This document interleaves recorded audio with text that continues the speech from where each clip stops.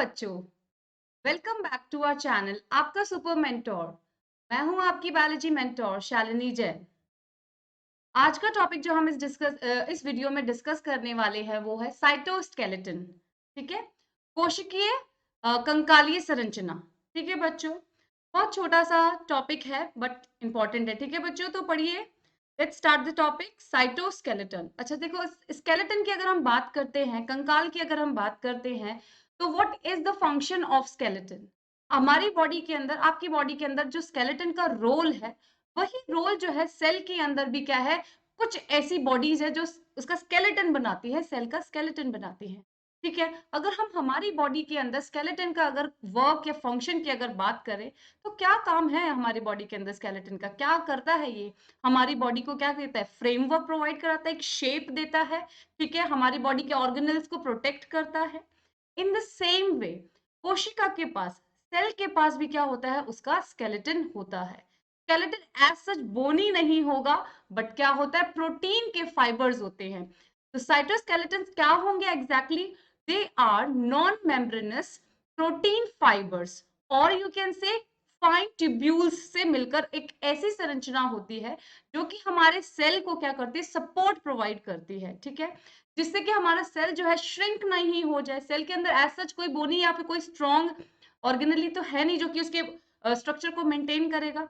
तो ये फाइन जो प्रोटीन के जो ट्यूब्यूल्स जो पाए जाएंगे, फाइन प्रोटीन के जो फाइबर्स पाए जाएंगे, ये हमारे सेल को क्या करेंगे, उसकी शेप मेंटेन करने के लिए, उसको फ्रिक्शन से रेजिस्टेंस प्रोवाइड करने के लिए, उसको मल्टीपल फंक्शंस के लिए क्या करेगा, सेव करके रखता है, उसके मल्टीपल फंक्शंस को परफॉर्म करने में उसकी मदद करता है।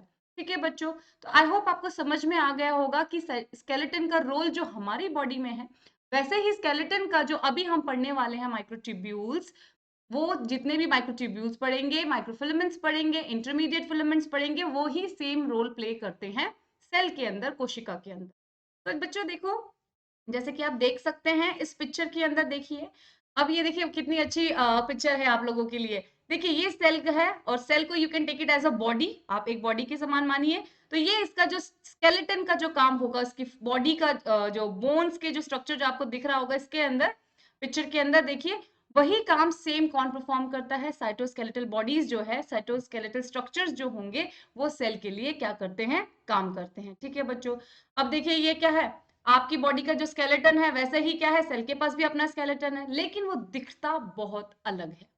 ठीक है, सेल कैसा है, बहुत ही छोटे साइज का है, तो उसके अंदर पाए जाने वाले ऑर्गेनेलिज भी हैं, वो बहुत बहुत छोटे हैं।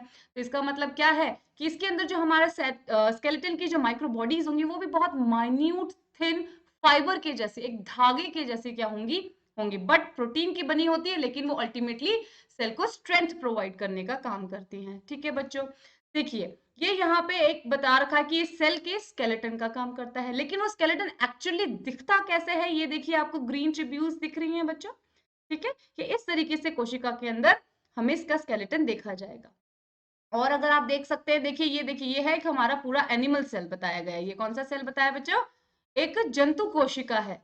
ठीक है, अब जंतु कोशिका में आपको देखो ये न्यूक्लियस दिख रहा है, ये एंडोप्लाज्मिक रेटिकुलम दिख रहा है, ये अदर ऑर्गेनेलीज आपको दिख रहे हैं, और ये बाहर निकला हुआ जो दिख रहा है, ये फ्लैजिला है। ठीक है बच्चों, तो अब देखिए इसके अंदर जो नेटवर्क लाइक स्ट्रक्चर होगा, इस पूरे के पूरे ऑर्गेनेलीज को, इस पूरे सेल को सपोर्ट करने वाला जो फाइबर्स, जो तंतु जो अंदर पाए जाएंगे, वो कुछ इस प्रकार से दिखते हैं, जो कि यहाँ पे आपको ब्लैक एंड व्हाइट स्क्रीन के अंदर, ब्लैक एंड व्हाइट पिक्चर के अंदर दिख रहा होगा।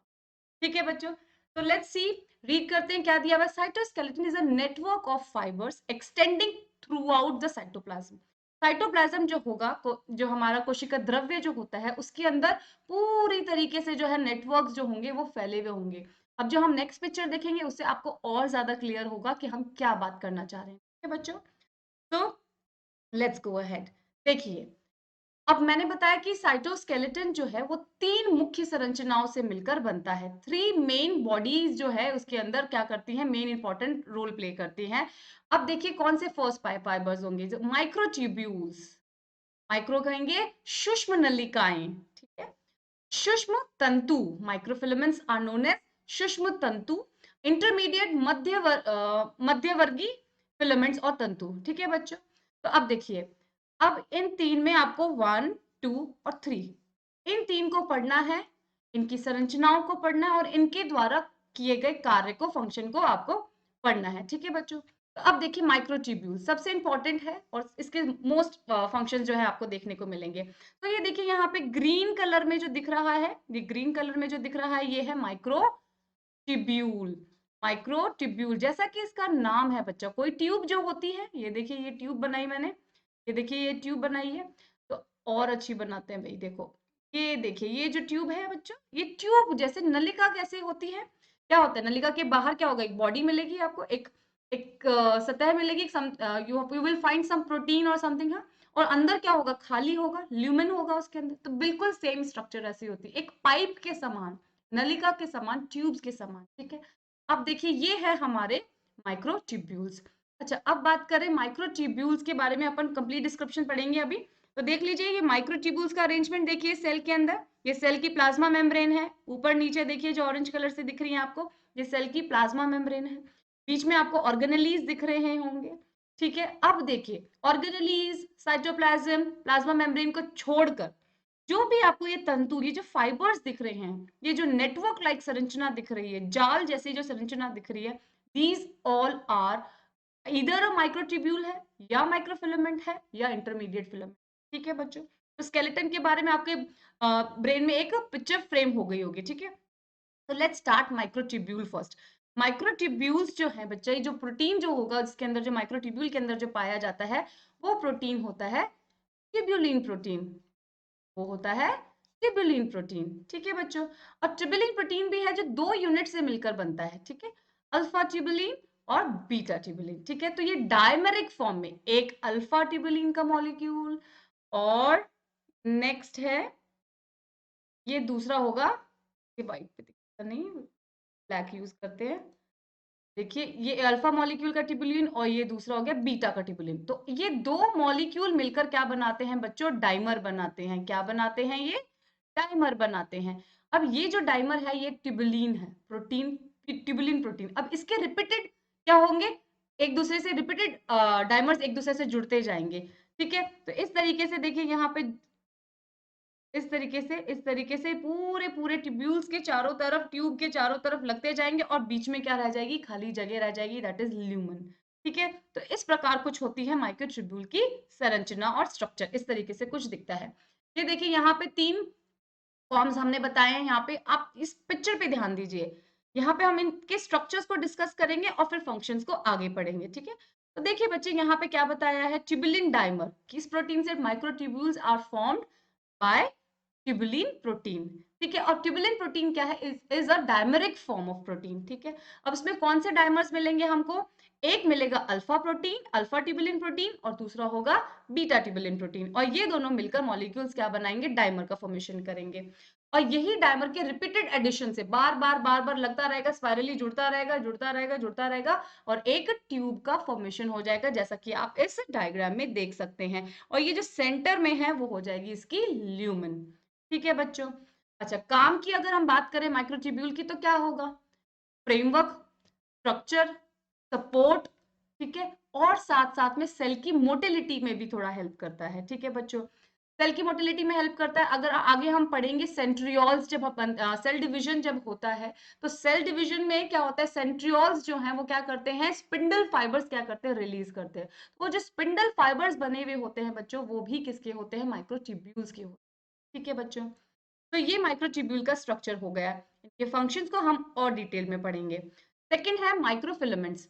अब देखिए माइक्रोट्यूब्यूल्स बने हुए थे ट्यूबुलिन प्रोटीन के, बट माइक्रोफिलामेंट्स जो हैं वो होंगे एक्टिन प्रोटीन के बने हुए। ठीक है बच्चों। कौन सा प्रोटीन का, उनका कॉम्पोजिशन की अगर हम बात कर रहे हैं माइक्रोफिलामेंट की, तो they are made up of actin proteins. ठीक है बच्चों।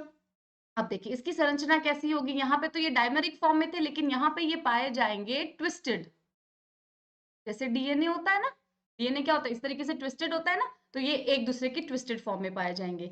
यहाँ पे ये कैसा था बच्चों, हॉलो था, बीच में से खाली होता है, लेकिन ये कैसा होता है, रॉड लाइक, एक सॉलिड रॉड के जैसा होता है। इंटरट्विंग्ड होने की वजह से, एक दूसरे से ट्विस्टेड होने की वजह से ये कैसा होता है, रॉड के शेप में दिखता है। ठीक है बच्चों।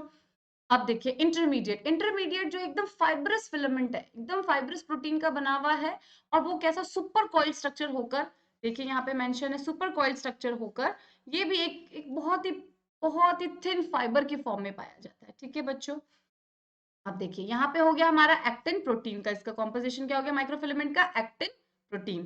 ठीक है, इसका काम क्या होगा, फंक्शन क्या होगा, मोटे रूप में देखते हैं यहाँ पे हम। मोटे रूप में यहाँ पे मिलेगा maintenance of the cell shape, cell को किसी भी कोई फ्रिक्शन से, उसके सेल में सरफेस टेंशन से उसको बेयर करने में, बचाने में हेल्प करता है। ठीक है बच्चों, अच्छा इसका सबसे इंपॉर्टेंट रोल जो है बेटा हमें देखने को मिलेगा इन दी मसल सेल्स, ये हम आगे डिस्कस करेंगे। ठीक है, सेल की मोटिलिटी में हेल्प करेगा, साइटोप्लाज्मिक स्ट्रीमिंग में हेल्प करेगा। साइटोप्लाज्मिक स्ट्रीमिंग का मतलब होता है साइटोप्लाज्म के मूवमेंट में, साइटोप्लाज्म मूव करेगा तो सेल के अंदर जो ऑर्गेनेलीज है, सेल के अंदर जो मेटाबोलाइट प्रोडक्ट्स बने हैं, वो क्या होंगे, एक से दूसरी जगह पे ट्रांसफर होंगे बच्चे। ठीक है, तो इसका स्ट्रक्चर देख लीजिए कैसा है बेटा, देखिए एक्टिन सब एक्टिन यूनिट्स जो हैं वो एक दूसरे से कैसे ट्विस्ट होकर जुड़ी हुई है, दिख रहा है आपको, ये ट्विस्ट होकर जुड़ी हुई है।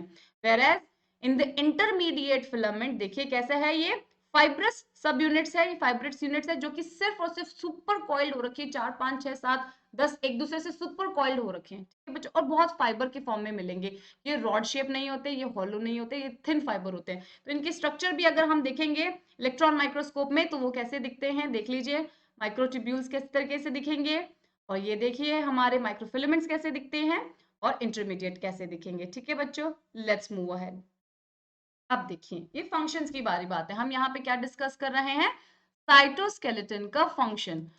ठीक है, और जहां पे पर्टिकुलर फंक्शन आएगा माइक्रोट्यूब्यूल का, वहां पे हम उनका नाम लेकर डिस्कस करें। तो first function is common to all the structures, mechanical support, cell को सपोर्ट मिलेगा, क्योंकि सेल के पास क्या है, कोई ऐसा सॉलिड ऑर्गेनल नहीं है जो कि उसकी शेप को मेंटेन करके रखेगा।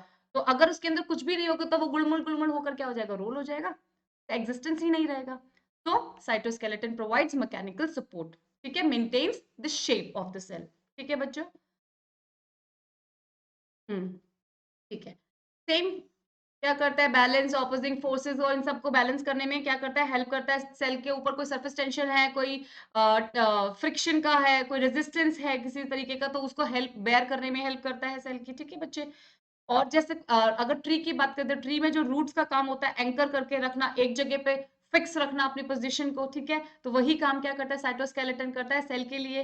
ठीक है बच्चों, और उसको मूवमेंट प्रोवाइड करता है, मोशन प्रोवाइड करता है, मोटिलिटी प्रोवाइड करता है, तो वो हो जाएगा उसकी डायनामिक्स को मेंटेन करता है, दैट इज मोटिलिटी।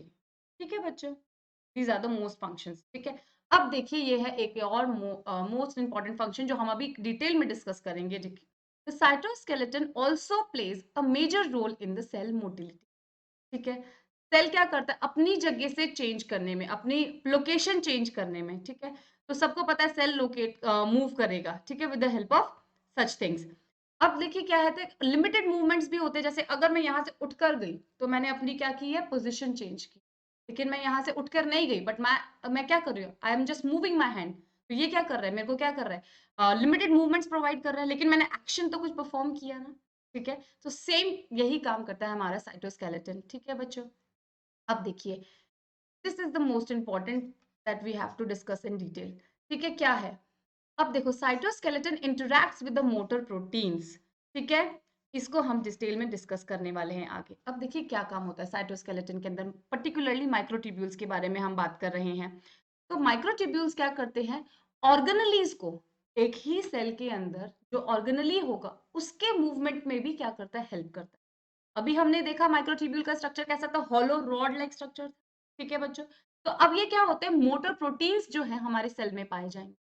ठीक है, ये एक एक्टिव क्या होता है, प्रोसेस होता है जहां पे एटीपी खर्च होती है इस प्रोसेस के अंदर। तो मोटर प्रोटीन्स क्या करते हैं, उनके ऊपर रिसेप्टर्स होते हैं, वो ऑर्गेनली या वेसिकल्स, जिन वेसिकल्स के अंदर प्रोटीन्स पाए जाएंगे या लिपिड्स होंगे या एंजाइम्स होंगे, तो वो क्या करेंगे, उन मोटर प्रोटीन्स के ऊपर क्या करेंगे, उनको आइडेंटिफाई करेंगे। रिसेप्टर्स क्या करेंगे, अपने उन वेसिकल्स को या ऑर्गेनेलीज को आइडेंटिफाई करेंगे, और मोटर जो प्रोटीन होगा वो फाइनली हमारे किसके ऊपर, माइक्रोट्यूब्यूल के ऊपर आकर अटैच करेगा और उसके ऊपर रन करेगा, और क्या करेगा, सेल के अंदर किसी भी ऑर्गेनेली को या फिर वेसाइकल को या प्रोटीन या एंजाइम को कहीं पहुंचाना है तो वो काम करेगा। ठीक है बच्चों, लेट्स सी ये कैसे होता है। आपको रेलवे ट्रैक और रेलवे ट्रेन का सबको पता है, ठीक है। तो ट्रेन जो कहाँ रन करती है बेटा, ट्रेन रन करती है ट्रैक्स पे, पटरी के ऊपर। इन द सेम वे जो पटरी जो है, ट्रैक जो है, आप उसको मानिए हमारा माइक्रोट्यूब्यूल, ठीक है। माइक्रोट्यूब्यूल के ऊपर ट्रेन रन कर रही है, कौन सी ट्रेन रन कर रही है, मोटर प्रोटीन्स रन कर रहे हैं। लेकिन मोटर प्रोटीन अकेले नहीं रन कर रहे हैं, अकेले नहीं चल रहे हैं, अपने साथ में एक ऑर्गेनेली को लेकर चल रहे हैं। तो क्या हो जाएगा, ट्रांसपोर्टेशन हो जाएगा बच्चा। उसको जहां पे ट्रांसफर करना है वहां उसकी पॉसिबल साइट के ऊपर क्या करेगा, ट्रांसफर कर देगा मोटर प्रोटीन, ठीक है बच्चों। तो this ultimately helps in the transportation of the cell organelle और वसाइकल और एंजाइम्स। ओके बच्चों, लेट्स सी। देखिए ये बात हमने अभी पढ़ी है। तो दिस इज माइक्रोट्यूब्यूल, माइक्रोट्यूब्यूल है, ये हमारी सूक्ष्म नलिका है, ठीक है बच्चों। दिख रही है आपको, किससे मिलकर बनी होगी, ट्यूबुलिन प्रोटीन से बनी होगी, डायमेरिक फॉर्म में होगी। कौन से डायमर्स होंगे, alpha and beta tubulin dimers होंगे, ठीक है बच्चों। हॉलो स्ट्रक्चर होगी। तो ये हमने पढ़ लिया, ये है हमारा ट्यूब्यूल, है। सेल के अंदर प्रेजेंस है ये हमारा मोटर प्रोटीन, ये है हमारा मोटर प्रोटीन, ठीक है बच्चों। अब मोटर प्रोटीन के पास क्या है, पैर है, इट कैन मूव। देखो यहाँ पे दिखाया गया है, ये देखिए ये बनाया ना, ये फुट है इसके, ठीक है बच्चों। तो अब ये क्या कर रहे हैं, ये किसके ऊपर रन कर रहे हैं, ये माइक्रोट्यूब्यूल के ऊपर रन कर रहे हैं। और ये प्रोसेस क्या बताया मैंने, एक एक्टिव प्रोसेस है। तो क्या हो रहा है यहाँ पे, एनर्जी का भी कंजप्शन हो।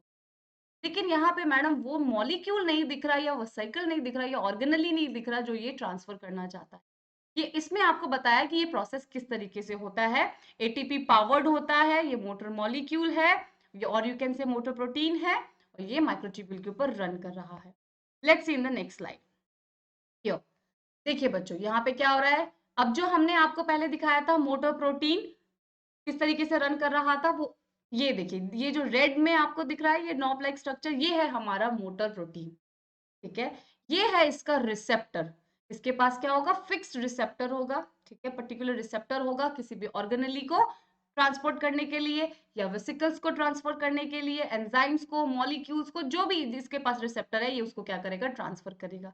तो इसने अपने उस रिसेप्टर की हेल्प से अपने पर्टिकुलर ऑर्गेनेली को क्या कर लिया, यहाँ पे ये हो गया हमारा पर्टिकुलर ऑर्गेनेली यहाँ पर फिक्स, और ये हो गया यहाँ से इस पे अटैच। और ये किस पर रन कर रहा है, देखो ये हमारे माइक्रोट्यूब्यूल पे रन कर रहा है। ये देखो बच्चों मेंशन किया हुआ है, ये है motor molecule, this is motor molecule and it is running across और ऑन माइक्रोट्यूब्यूल। तो साइटोस्केलेटन का काम हमारा सिर्फ और सिर्फ स्ट्रेंथ वर्क या फ्रेमवर्क ही प्रोवाइड करना नहीं है, ये हमारे ऑर्गेनेलीज और एंजाइम्स और मॉलिक्यूल्स जो होंगे उनको भी क्या करता है, ट्रांसफर करता है इन दी सेल, ठीक है बच्चों। ये एक इंपॉर्टेंट पॉइंट था। अगर हम बात करते हैं सीलिया और फ्लैजेला की, ये हो गया हमारा बेटा, ठीक है।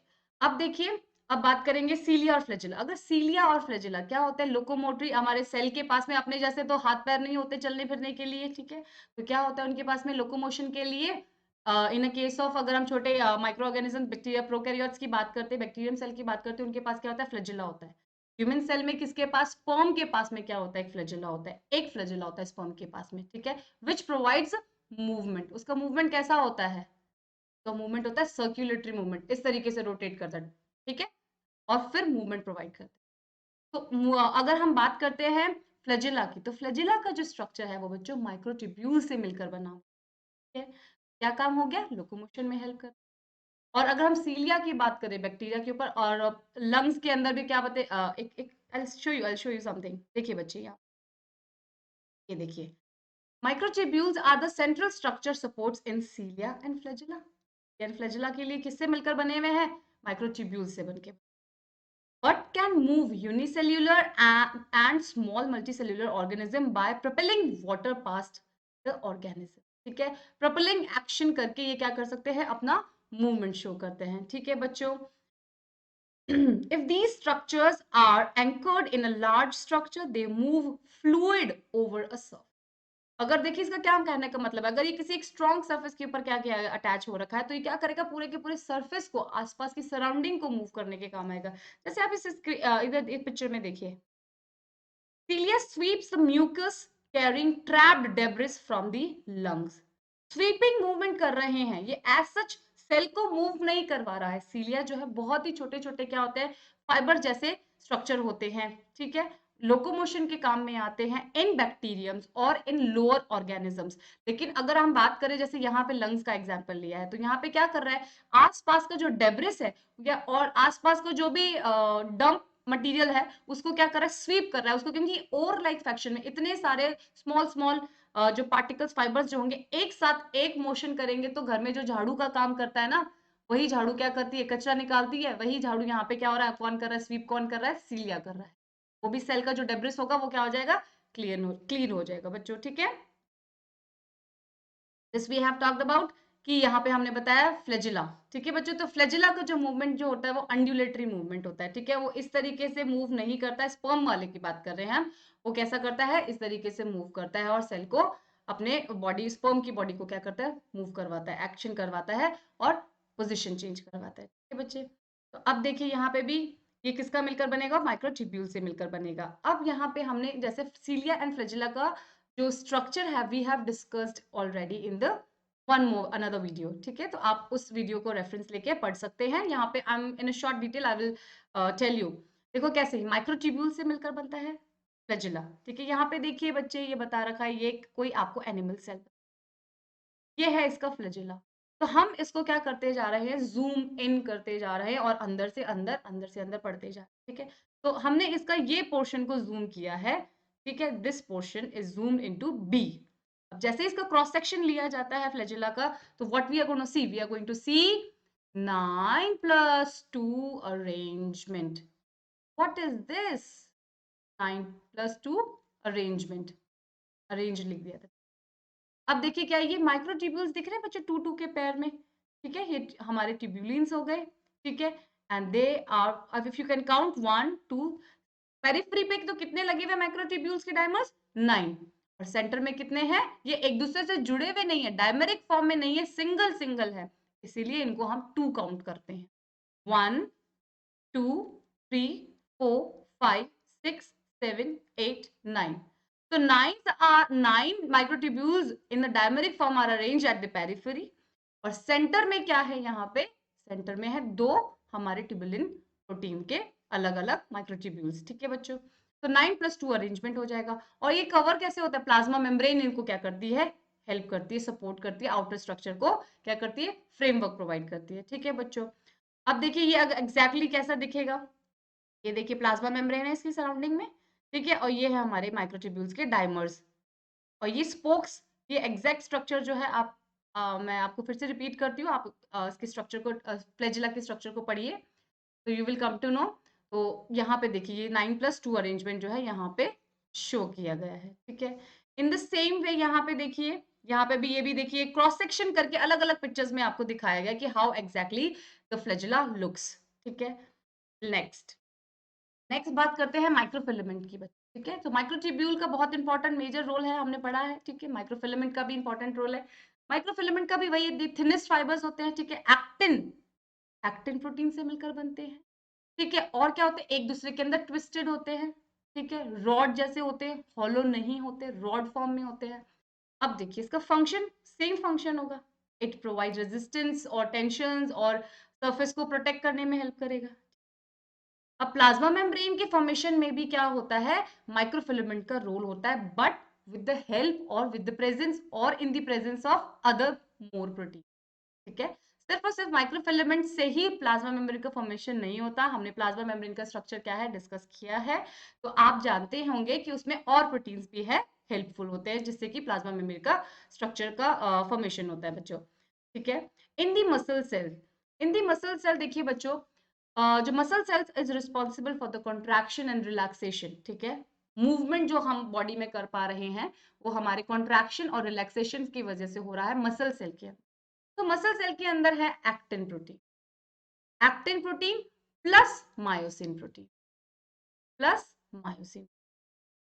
तो एक्टिन प्रोटीन और मायोसिन प्रोटीन जो है वो क्या होते हैं, पैरेलली अरेंज्ड होकर हमारे सेल को कॉन्ट्रैक्शन और रिलैक्सेशन में क्या करती है, हेल्प करती है, सो दैट क्या होता है, we are able to show movement, ठीक है बच्चों। This we are going to discuss in the locomotion chapter, ठीक है, इन डिटेल।